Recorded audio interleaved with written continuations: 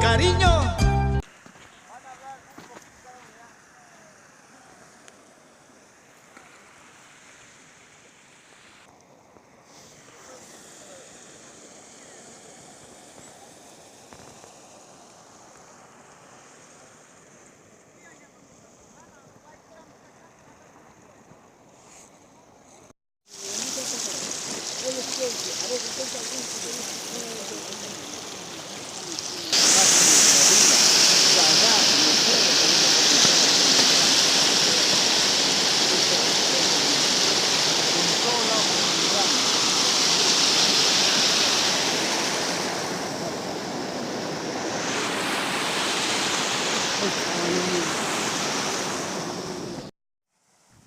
Como ven, este sucede en cada empresa minera, contaminando todo el río.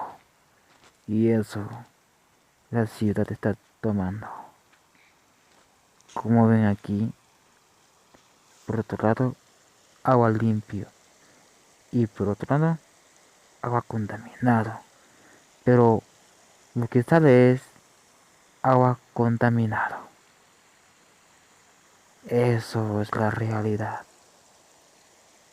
Repito, esto actualmente está sucediendo en todas las empresas mineras que están haciendo.